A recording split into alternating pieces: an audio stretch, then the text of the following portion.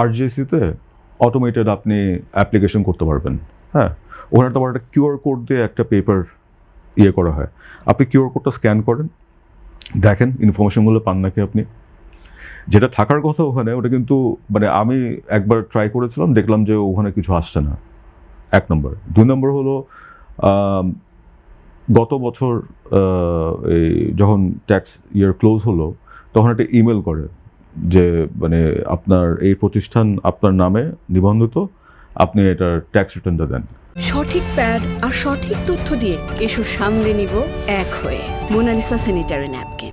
হ্যাঁ, তো আমার ইমেলে ধরেন আমার কোম্পানি আছে 4টা, কিন্তু আমি মেইল পেয়েছি 12টা। তো 7টা যে কোম্পানি আছে এটা কিন্তু আমার মানে আমি জানি না এরা কারা। তো তখন আমি যেমন একটা জিডি করলাম। তো এই জিনিসগুলো এই ক্রস চেকের ব্যাপারে। তারপর আপনার যেমন পোর্ট আপনার মানে নিউজ পেপারে ধরেন রিপোর্ট হয়েছে যে চিটাং কাস্টমস হাউসের যে একটা যখন আপনি একটা ইয়ে দিবেন, মাল খালাস করবেন, তখন যখন ডকুমেন্ট সাবমিট করবেন একটা ওটিপি যায়।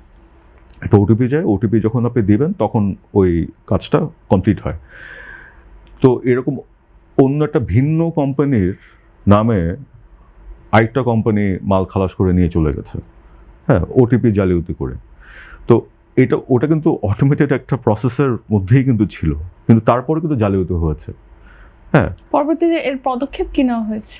পদক্ষেপ তো মানে যার হ্যাঁ, ওখানে প্রোডাক্ট অন্য কেউ নিয়ে গেছে তার তো একটা ক্ষতি হলো বড় ধরনের। ক্ষতি হয়েছে মানে কি, আপনার নাম্বার 1 হলো যে ওর যে ইমেজ ইট ওয়াজ টার্নিশড। কারণ এখানে আপনি যখন পেপারে যখন লিখবেন যে আমার প্রতিষ্ঠান ধরেন বেআইনি পণ্য ট্যাক্স ফাঁকি দিয়ে, হ্যাঁ, মানে খালাস করে নিয়ে এসেছি, হেডলাইন কিন্তু ওটা থাকবে। পরে ওখানে লেখা হবে, ভিতরে লেখা হবে যে এটা আরেকজন করেছে, এটা আমার কোনো দোষ নেই। হ্যাঁ, মানে আমার লাইসেন্স আমার নামে জিনিসটা খালাস করা হয়েছে। মানুষ কিন্তু ওই উপরে জিনিসটাই পড়ে বলবে যে ও তো একটা চোর। হ্যাঁ, তো সমস্যা তো এখানে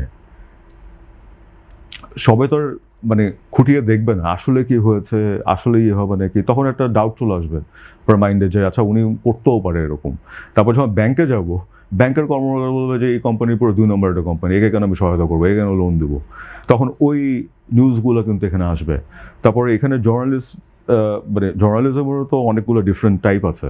হ্যাঁ, যখন এটাকে অন্যরা ডিফারেন্টভাবে ব্যবহার করতে পারে, তো এই সমস্যার কিন্তু তখন সম্মুখীন হয়। তো automation is a good thing, কিন্তু অটোমেশন যদি প্রপার ইউজটা করতে লাগবেন। আরেকটা জিনিস হলো যে আপনি অটোমেশন করলেন, হ্যাঁ, আপনি এই যে এখন যেটা বলা হচ্ছে যে ফেসলেস, আপনি আপনি সব কিছু অনলাইন করবেন, আপনি কোনো ব্যক্তির সামনে আসবেন না, কারণ ব্যক্তির সামনে আসলেই আপনার সমস্যাটা হবে।